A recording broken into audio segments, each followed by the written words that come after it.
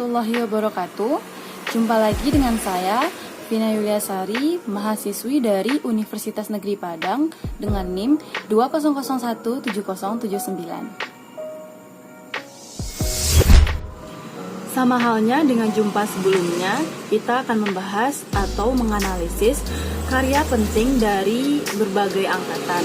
Nah, pada jumpa kali ini saya akan membahas tentang angkatan 2000-an. Dan karya sastra yang akan saya analisis pada pertemuan dan jumpa kali ini adalah novel Laskar Pelangi karya Andrea Hirata. Baiklah, sebelum kita masuk ke dalam penganalisisan karya penting pada angkatan 2000-an, lebih baik kita terlebih dahulu mengetahui apa latar belakang dari angkatan 2000-an ini. Angkatan 2000-an ini lahir pada tahun 2002, sekitar 2002-an, oleh Karye Layun Rampan yang melempar wacana tentang lahirnya sastrawan angkatan 2000. Sebuah buku tebal yang diterbitkan oleh Gramedia Jakarta tahun 2000.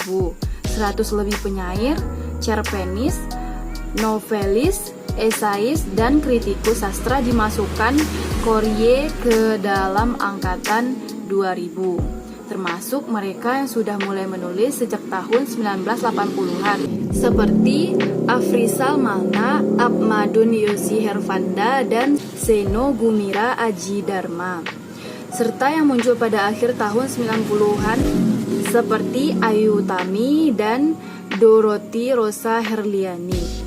Peristiwa penting yang terjadi pada masa reformasi ini yaitu angkatan 2000-an ini yaitu reformasi di Indonesia ditandai dengan jatuhnya rezim Soeharto.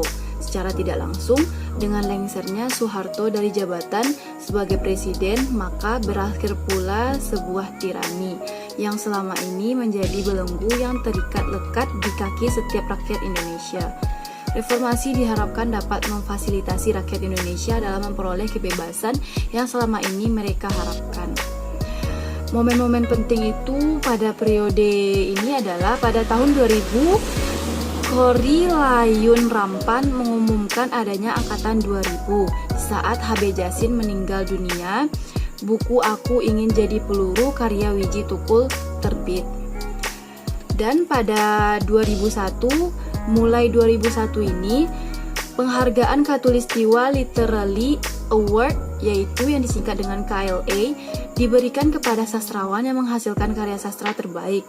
Mereka yang pernah mendapatkan penghargaan ini antara lain yaitu Gunawan Muhammad, Remi Silado, Hamsat Rangkuti, Seno Gumira Aji Dharma, Linda Kristanti, Supardi, Joko Damono, Joko Pinurbo, Gus TF, dan Acep Zamzam Nur. Nah, pada angkatan 2000-an ini juga ada sejumlah pengarang yang melahirkan wawasan estetik baru pada tahun 1990-an. Dan tokoh-tokoh angkatan ini adalah Afrizal Malna, Seno Gumira Aji Dharma, dan Ayu Utami.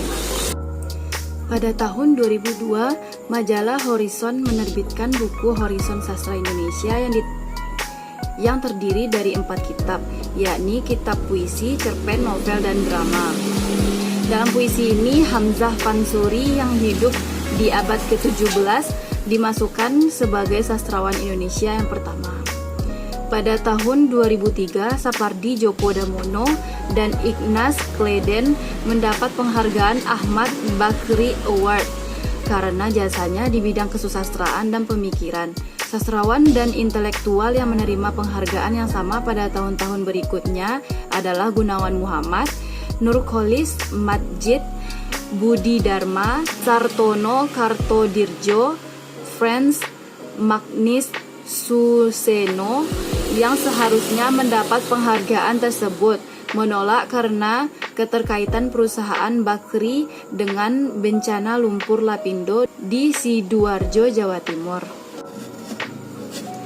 Pada tahun 2004, pemilihan presiden secara langsung yang dilakukan pertama kali di Indonesia, Susilo Bambang Yudhoyono terpilih sebagai presiden mengalahkan Megawati di dunia sastra para sastrawan muda. Mendeklarasikan lahirnya generasi sastrawan ciber, sastra di internet, merupakan terobosan baru bagi para sastrawan untuk berekspresi dan mempublikasikan karya sastranya secara bebas. Selain itu, peristiwa yang terjadi pada masa reformasi ini masih banyak lagi. Saya tidak akan membacakannya satu-satu karena mungkin akan panjang kali ya. Baiklah, itulah sedikit latar belakang dan pembahasan tentang lahirnya angkatan 2000-an. Nah, sekarang kita akan masuk ke dalam penganalisisan unsur intrinsik dan unsur ekstrinsik yang terdapat pada novel Laskar Pelangi karya Andrea Hirata. Check it out. Pada bagian A, kita akan membahas tentang unsur intrinsik yang terdapat pada novel Laskar Pelangi karya Andrea Hirata ini. Nomor 1 adalah tema dari novel Laskar Pelangi ini, yaitu pendidikan tentunya. Karena menceritakan tentang perjuangan guru yang mencari 10 murid untuk mengembangkan SD Muhammadiyah. Nah, di sini sesuai dengan UU nomor 20 tahun 2003 pun, pendidikan itu adalah usaha sadar dan terencana untuk mewujudkan suatu suasana belajar dan proses pembelajaran agar peserta didik secara aktif mengembangkan potensi dirinya untuk memiliki kekuatan spiritual agama, pengendalian diri, kepribadian, kecerdasan, akhlak mulia, serta keterampilan yang diperlukan dirinya, masyarakat, bahkan bangsa dan negara. Nah, namun uniknya pada cerita ini juga diselingi oleh kisah persahabatan yang erat di antara anggota Laskar Pelangi tersebut. Jadi, itulah mengapa tema pada novel Laskar Pelangi ini adalah pendidikan. Unsur intrinsik yang kedua adalah plot atau alur, yaitu maju. Karena kenapa saya sebut maju adalah pada plot alur novel Laskar Pelangi ini terdapat pengenalan menuju konflik, puncak konflik, dan penyelesaian. Unsur intrinsik yang ketiga adalah penokohan dan tokoh. Tokoh yang pertama adalah Ikal, yaitu aku. Penokohannya adalah seorang tokoh utama pada novel ini. Ikal adalah tokoh yang setia kawan, ramah, sabar, dan juga cukup pintar. Tokoh kedua adalah Lintang, anak pesisir pantai dari seorang nelayan. Lintang adalah orang yang sangat bertanggung jawab, seseorang yang memiliki otak yang brilian, sangat jenius, pintar, dan juga tidak sombong. Tokoh ketiga adalah Mahar, seorang siswa Muhammadiyah yang sangat mahir dalam bidang seni. Tokoh yang keempat adalah Terapani, seorang anak SD Muhammadiyah yang sangat rapi dan bersih, perfeksionis dan santun. Dia pun juga sangat tampan. Tokoh yang kelima adalah Kucai. Kucai adalah ketua kelas yang selalu mengeluh minta digantikan jabatannya. Kucai adalah siswa yang sangat pintar, apalagi dalam bidang politik dengan mulut besarnya. Tokoh yang keenam adalah Borek, yaitu anak yang bertubuh paling besar sehingga dijuluki Samson. Ia sangat nakal, susah diatur, dan sangat ingin menjadi cowok maco. Tokoh yang ketujuh adalah Harun, seorang anak yang keterbelakangan mental. Berkaki X, namun ia selalu rapi dibanding teman-temannya. Harun sosok anak yang sangat ceria, mudah senyum, santun, pendiam, dan memiliki teman yang baik. Dan juga tentunya ia adalah teman yang baik bagi teman-temannya. Yang kedelapan adalah Syahdan, seseorang yang sangat ceria dan pekerja keras, dan juga tidak putus asa. Selanjutnya, tokoh yang kesembilan adalah Sahara, yaitu seorang gadis muslimah yang berjilbab, bertubuh ramping, anak dari atasan kepala parit PN Timah. Gadis yang keras kepala tapi tegas dalam bersikap, perhatian, spektik, jujur tetapi ketus terutama pada Akyong. Yang ke-10 adalah Akyong, seorang anak Konghucu yang hidup dari sebidang kebun sawi, bermuka lebar, rambut serupa landak, dan mata tertarik ke atas, juga gigi yang tonggos. Tokoh yang selanjutnya adalah tokoh yang ke-11, yaitu NA Muslimah, yaitu seorang guru yang pandai, pintar, karismatik, pantang menyerah, ramah, baik, dan juga pekerja keras. Yang nomor 12 tokohnya adalah KA Harfan Effendi, yaitu kepala sekolah. berkumis tebal, rambut yang sudah beruban, berjenggot, pintar, kerja keras, baik, dan bijaksana. Selanjutnya, tokoh yang ke-13 adalah Flo, seorang anak yang kaya raya, percaya ilmu gaib, sangat tomboy, baik, tidak mudah dipengaruhi atau berubah pendiriannya, keras kepala. Tokoh yang ke-14 adalah Bodenga, yaitu pawang buaya yang selama hidup selalu dikelilingi buaya. Dia adalah seseorang yang bersosok baik, penyayang hewan, dingin, tidak ramah, wajahnya carut-marut, dan usianya kira-kira 40-an. Penokohan selanjutnya adalah dari Ibu Friska, yaitu sebagai kepala SDPN. Dia adalah seorang wanita keras yang terpelajar, progresif, serta tinggi hati. Tokoh selanjutnya yaitu Erin Resvalda N, seorang mahasiswa yang berjuang untuk menulis tugas akhirnya. Ia sangat cerdas, agamis, cantik, dan baik hati. Dan yang terakhir tokohnya adalah Prof. Ian, seorang dokter jiwa yang sangat berpengalaman dan juga baik hati. Unsur intrinsik yang keempat adalah sudut pandang yang digunakan.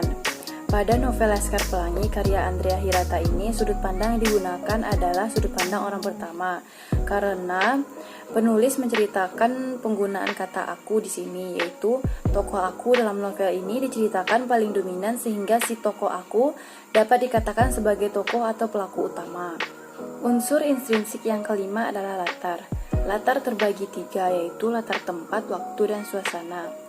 Latar tempat pada novel ini adalah yaitu SD Muhammadiyah yang terletak di Desa Gantung, Kabupaten Gantung, Belitung Timur, Sumatera Selatan. Selain itu juga terdapat pada di rumah, pohon, gua, tepi pantai, pasar, dan lain-lain, tapi masih di kawasan Belitung. Latar waktu yang digunakan pada novel ini adalah novel Laskar Pelangi ini merupakan novel yang menceritakan kisah nyata meski ada bambu imajinasi. Maka latar waktu yang disampaikan pun jelas, yaitu terjadi pada tahun 1974. Selanjutnya latar suasana. Latar suasana pada cerita Laskar Pelangi ini terdapat latar suasana sedih, senang maupun cemas. Unsur intrinsik yang keenam adalah gaya bahasa. Gaya bahasa yang digunakan dalam Laskar Pelangi mampu menimbulkan suasana yang beragam, seperti menimbulkan suasana yang simpatik, objektif, harapan, dan cita-cita. Kosakata dan etnis tertentu terkadang menimbulkan kekaguman pada setiap kata-kata yang menggunakan majas metafora, menjelaskan respon tokoh pada setiap peristiwa tentang makna Laskar Pelangi. Unsur intrinsik yang terakhir adalah amanat. Amanat pada novel Laskar Pelangi karya Andrea Hirata ini dapat kita ambil, yaitu jangan mudah menyerah karena keadaan. Yang kedua, jauhi sifat pesimis. Baiklah, selanjutnya kita masuk kepada bagian B, yaitu unsur ekstrinsik yang terdapat pada novel Laskar Pelangi karya Andrea Hirata. Unsur ekstrinsik yang pertama adalah biografi pengarang. Pengarang dari novel Laskar Pelangi adalah Andrea Hirata, yang nama lengkapnya adalah Andrea Hirata Seman Said Harun, yang lahir di Pulau Belitung pada tanggal 24 Oktober 1982. Andrea Hirata sendiri merupakan anak keempat dari pasangan Semat Said Harunayah dan N.A. Masturah. Ia dilahirkan di sebuah desa yang termasuk desa miskin dan letaknya yang cukup terpelosok di Pulau Belitung. Unsur ekstrinsik yang kedua adalah lingkungan masyarakat pengarang. Di lingkungan masyarakat pengarang ini terdapat beberapa bagian, yaitu yang A, yaitu latar belakang tempat tinggal. Lingkungan tempat tinggal pengarang mempengaruhi psikologi penulisan novel, yaitu sesuai dengan tempat tinggal Andrea Hirata. Dia tinggal di desa, bahkan bisa dibilang di pelosok, sehingga mempengaruhi psikologi penulisannya, yaitu apalagi novel Laskar Pelangi ini merupakan adaptasi dari cerita nyata yang diambil oleh pengarang langsung. Yang kedua yaitu latar belakang sosial dan budaya. Pada novel ini banyak sekali unsur-unsur sosial yang dapat dari masyarakat yang bertempat tinggal di Belitung. Adanya perbedaan status antar komunitas buruh tambang dan komunitas pengusaha yang dibatasi oleh tembok tinggi merupakan latar belakang sosial. Nah, yang C pada lingkungan masyarakat pengarang adalah latar belakang religi, yaitu agama. Latar belakang religi atau agama si pengarang sangat terlihat seperti pantulan cermin dalam novel Laskar Pelangi ini, yaitu nuansa keislamannya begitu kental. Nah, yang D adalah latar belakang ekonomi. Sebagai masyarakat Belitung mengabdikan dirinya pada perusahaan-perusahaan timah. Digambarkan dalam novel bahwa Belitung adalah pulau yang kaya akan sumber daya. Yang terakhir adalah latar belakang pendidikan. Dalam novel ini terkandung banyak sekali nilai-nilai edukasi yang disampaikan pengarang. Pengarang tidak hanya bercerita, tapi juga menyajikan berbagai ilmu, pengetahuan, dan yang diselipkan di antara ceritanya. Begitu banyak cabang ilmu pengetahuan yang diselipkan antara lain seperti sains, fisika, kimia, biologi, astronomi. Pengarang gemar sekali memasukkan istilah-istilah asing ilmu pengetahuan yang tertuang dalam ceritanya. Ia menandakan bahwa pengarangnya memiliki tingkat pendidikan yang tinggi. Nah, itulah analisis karya penting dari angkatan 2000-an, yaitu novel Laskar Pelangi karya Andrea Hirata. Maaf jika ada kesalahan dan sampai jumpa di video selanjutnya.